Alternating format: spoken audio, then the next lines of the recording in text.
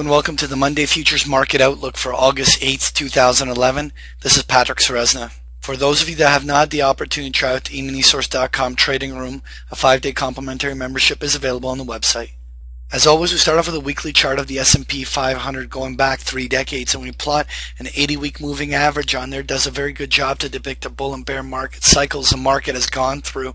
We were suggesting that so long as any pullbacks that occurred in the summer here were contained to the 1200 area on the downside, that in fact the market could turn bullish and have a solid year-end rally. We find ourselves this morning with a solid break below 1200, trading down towards the 1160 area on the downside of the S&P. This begs the question as to whether this actually marks the beginning of now a reversal and subsequent multi-year downtrend on the S&P, if not a multi-month downtrend. And really at this stage, even the first wave of selling, it would be too hard to initially tell, but it would be all about the magnitude of the next rally. As soon as this market hits some sort of a short-term bottom, we're going to get a market bounce, and it'll be the way the market bounce and the subsequent selling develop that will tell us everything as to whether or not we're destined to trade down towards the 1000 level on the S&P.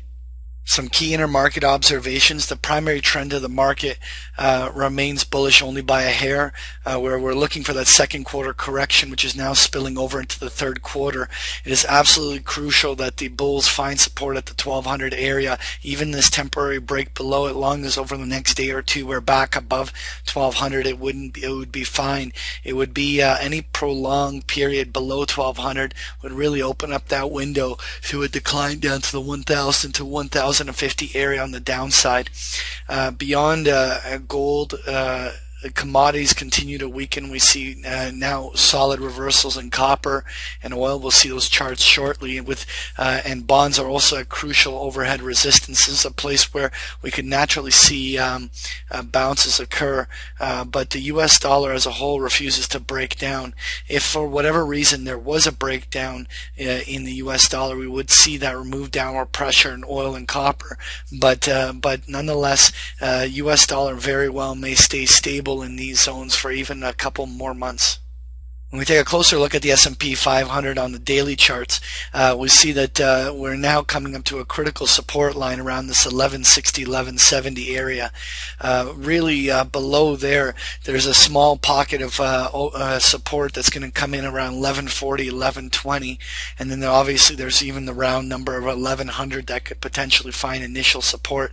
Nonetheless, we are looking for a short-term bounce at some point here. The markets are extremely oversold, and really all the bad news is out there. So at this stage, once the market finishes pricing everything in, at some point when the market stops making lower lows, buyers will come in and create a very solid counter rally move that could very easily come right back to the 1250, 1260 area on the upside. Nonetheless, we'll be watching where the initial lows come in. When we take a look at that US dollar index futures, we continue to be stuck in this sideways range-bound market on the dollar index, and really at this stage we're continuing to see where and how all these short-term rejections occur as it's bouncing back and forth. If the US dollar for whatever reason broke down based on the downgrades and subsequent selling, we could see a break of that 73 level, push all the way down to 72, 71, which would help commodities to stabilize for the short term.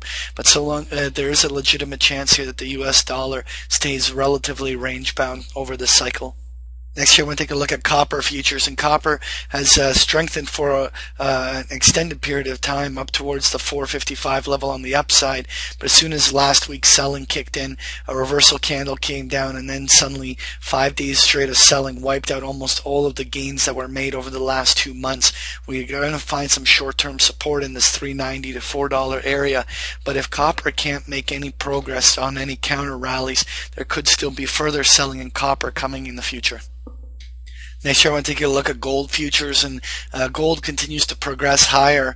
We were looking for a measured move to go even as high as the 1750 area on the upside. So long as the markets stay in turmoil, gold may continue to further advance, but consider the move to already be complete. So in other words, we want to focus on profit taking gold into this rally.